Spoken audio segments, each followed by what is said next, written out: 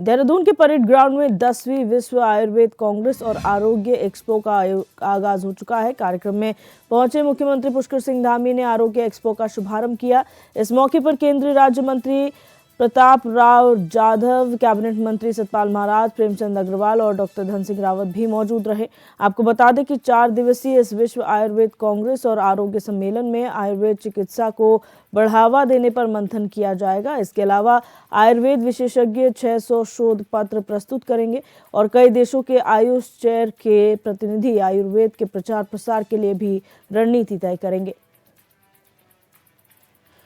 विनम्र प्रार्थना है श्री अनुराग शर्मा। आदरणीय प्रधानमंत्री श्री नरेंद्र मोदी जी के दूरदर्शी नेतृत्व में गठित आयुष मंत्रालय आज हमारे इस प्राचीन विज्ञान को पूरे विश्व के अंदर आज नई पहचान दिला रहा है। पूरे विश्व के अंदर आज आयुर्वेद को मान्यता मिल रही है। केंद्र सरकार द्वारा संचालित राष्ट्रीय आयुष मिशन और प्रकृति परीक्षण अभियान जैसे विभिन्न कार्यक्रम आज शहरों से लेकर गांव तक आरोग्य स्थापित करने में अपनी बहुत महत्वपूर्ण भूमिका निभा रहे हैं। अभी मैं आदरणीय मंत्री जी से बात कर रहा था, तब उन्होंने मुझे बताया कि पूरे देश के अंदर यह उन्हें प्रयोग प्रकृति परीक्षण का चल रहा है और उन्होंने हमारे सभी चिकित्सकों से भी यहाँ से आज अपील की है कि उनको एक सीमा में जाकर प्रकृति परीक्षण को पूरा करना है। आदरणीय प्रधानमंत्री जी के मार्गदर्शन एवं सहयोग से हमारी राज्य सरकार भी प्रदेश के अंदर आयुर्वेद के प्रचार प्रसार के लिए लगातार कार्य कर रही है, निरंतरता से काम कर रही है। वर्तमान में हमारे राज्य में आयुष पर आधारित 300 से अधिक आयुष्मान आरोग्य केंद्रों का संचालन हो रहा है। ई संजीवनी पोर्टल के माध्यम से 70 से अधिक विशेषज्ञों द्वारा आयुष परामर्श प्रदान किया जा रहा है। हम प्रत्येक जनपद में 50 बेड और 10 बेड वाले आयुष चिकित्सालयों की स्थापना कर रहे हैं। हम प्रत्येक जनपद के एक गांव को आयुष मॉडल गांव के रूप में स्थापित कर आयुर्वेदिक जड़ी बूटियों के उत्पादन को भी बढ़ावा दे रहे हैं। इसके साथ ही हमारी सरकार द्वारा प्रदेश में उत्तराखंड आयुष नीति को लागू कर आयुष निर्माण, वेलनेस, शोध, शिक्षा और औषधि पौधों के उत्पादन को गति प्रदान की जा रही है। भाइयों बहनों, हमारी सरकार देश की प्रथम योग नीति को लागू करने की दिशा में भी कार्य कर रही है। जो आयुर्वेद और योग को व्यापक स्तर पर साथ लाकर स्वास्थ्य के क्षेत्र में एक नई क्रांति लाने में महत्वपूर्ण भूमिका निभाएगी। इसके साथ ही हमारी सरकार आगामी वर्षों में आयुष टेली कंसल्टेशन प्रारंभ करने के साथ साथ 50 नए योग और वेलनेस केंद्र स्थापित करने पर भी प्रतिबद्धता के साथ काम कर रही है। इतना ही नहीं, हमारी सरकार ने उत्तराखंड में अखिल भारतीय आयुर्वेद संस्थान की स्थापना के लिए आयुष मंत्रालय से अनुरोध किया है, जो आयुर्वेद शिक्षा और अनुसंधान के क्षेत्र में मील का पत्थर साबित होगा।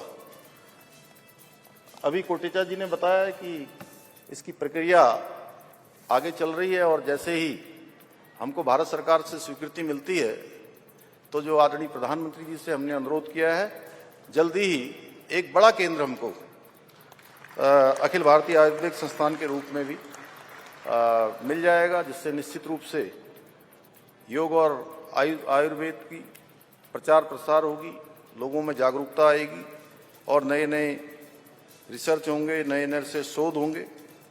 भाइयों बहनों, आरोग्य मेले में हमारे 8 विभागों के स्टॉल भी लगाए गए हैं, जो समग्र स्वास्थ्य और कल्याण के क्षेत्र में हमारा जो व्यापक दृष्टिकोण है, उस व्यापक दृष्टिकोण को प्रस्तुत करने का भी काम कर रहे हैं। इस सम्मेलन में आयुर्वेद शिक्षा और अनुसंधान में अग्रणी भूमिका निभाने वाले हमारे आयुर्वेद महाविद्यालयों के प्राचार्य भी उपस्थित हैं। मैं आप सभी से इस विशेष रूप से आह्वान करना चाहूँगा कि आप सभी हमारी जड़ी बूटियों के जो हिंदी नाम हैं उन हिंदी नामों के साथ ही अंग्रेजी के नामों को भी प्रचारित करें। ये मेरा आप सबसे विशेष अनुरोध है। जैसे कि हम पहाड़ में, यहाँ उत्तराखंड में अधिकांश स्थानों पर किलमोड़े को जानते हैं। बहुत लोग नहीं जानते होंगे किलमोड़ा क्या होता है।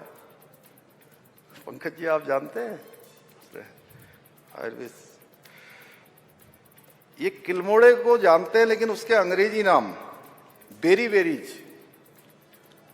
बेरीबेरीज को अधिकतर लोग नहीं जानते हैं माननीय मंत्री जी, जबकि इस नाम को पूरा विश्व जानता है और इससे दवाइयां बनती हैं। ऐसे ही अनेक हर्ब्स हैं जिनके नाम हमें अंग्रेजी में आने चाहिए, ताकि लोगों को उन जड़ी बूटियों को बाजार में ढूंढने में आसानी हो। विश्व आयुर्वेद कांग्रेस का इस वर्ष का विषय डिजिटल स्वास्थ्य एक आयुर्वेद दृष्टिकोण। यह निश्चित रूप से आयुर्वेद को डिजिटल युग से जोड़कर इसके लाभ को वैश्विक स्तर तक पहुंचाने में मददगार साबित होगा। भाइयों बहनों, मुझे पूरा विश्वास है कि देवभूमि उत्तराखंड में आयोजित हो रहा ये वैश्विक सम्मेलन पारंपरिक चिकित्सा विज्ञान को आधुनिक तकनीक से जोड़ने का एक महत्वपूर्ण मंच साबित होगा तथा संपूर्ण विश्व तक हमारी जो सनातन संस्कृति है उसके द्वारा बताए गए सर्वे संतु निरामया के संदेश को पहुंचाने में निश्चित रूप से सफल होगा। इसी विश्वास के साथ एक बार पुनः माननीय केंद्रीय आयुष मंत्री श्री प्रताप राव जाघव जी का, मंच पर उपस्थित सभी अतिथियों का, आए हुए दुनिया के सभी विशेषज्ञों का, वैद्यों का, अतिथियों का मैं सम्मेलन में सम्मिलित होने के लिए सबका एक बार फिर हृदय से आप सबका धन्यवाद करते हुए मैं अपनी बात को समाप्त करता हूं। बहुत बहुत धन्यवाद।